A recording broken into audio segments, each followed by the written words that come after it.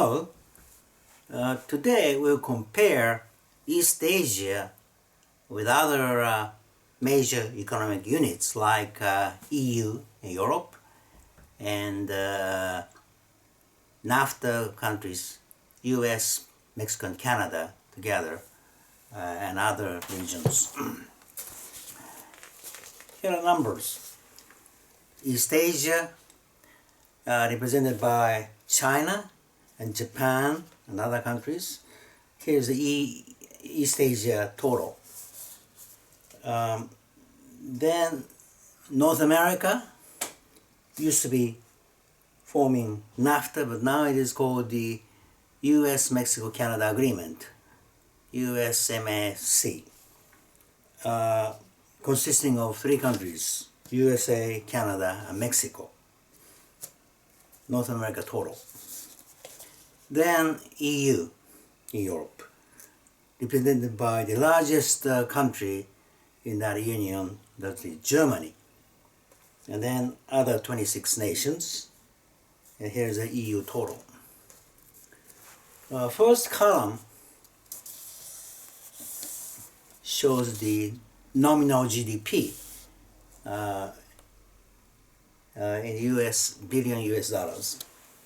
Second column is the real GDP, that is the nominal GDP divided by the PPP, that's purchasing power parity, a kind of price level common to all countries. Now here, per capita GDP, nominal, and then this column is the real per capita GDP.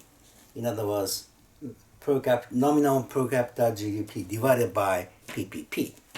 So it's nominal, real, is the total, is the per capita. Last column is of course population. When you look at this chart or table, you notice that the East Asia is very large, larger than the NAFTA or EU units. In nominal terms, first of all, total nominal GDP value is 26 trillion versus 24 trillion for US, Canada, Mexico, and then 18 trillion for EU in nominal terms. But what is interesting is in real terms.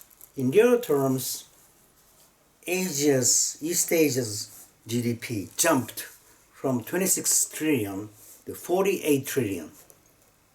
Not quite doubled, but close to double here. Whereas in North America, number doesn't change much. 24 trillion to 24 trillion, almost the same. EU, the same thing, 18 trillion to 18 trillion. Okay. So, in real terms, size of East Asia is really outstanding. 48 trillion compared to 24 or 18. So the one issue is why so different in nominal terms versus the real terms? Why in Asia, particularly East Asia, GDP is affected by the measurement, whether it is measured in nominal terms or real terms by using PPP. But anyway, the size matters, right? Second thing, well, by the way, East Asia is larger than the other units, not just in terms of GDP, but also in population as well. Here, population is huge, okay? 2 billion, compared to 494 million for North America, and for EU, that's 447 million. So East Asia is huge in terms of population because China has such a huge population. Okay, so size is one thing. Second thing you should notice is the per capita GDP. Now in nominal terms, and both in real terms, but let's look at this nominal per capita GDP for East Asia. That's only $11,000 versus North America, that's 49, almost 5 times as high as that level in East Asia.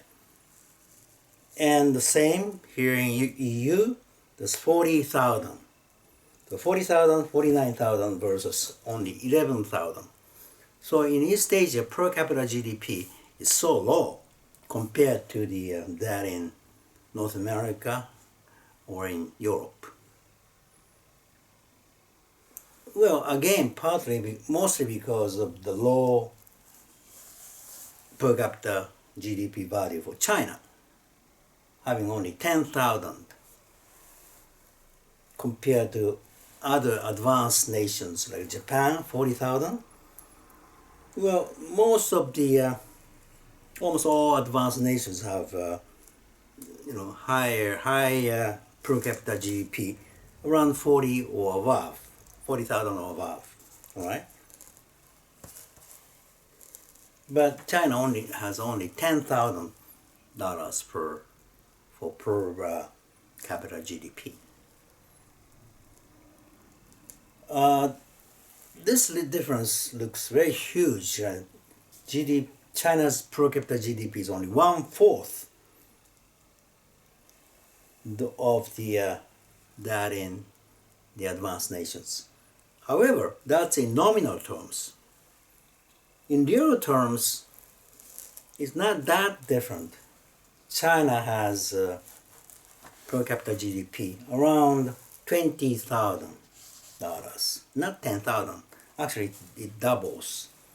Just as a nominal GDP doubles by using PPP as the price level. But the advanced nations, numbers for advanced nations don't change much. So now China's per capita GDP is about half, close to half of the advanced countries' level.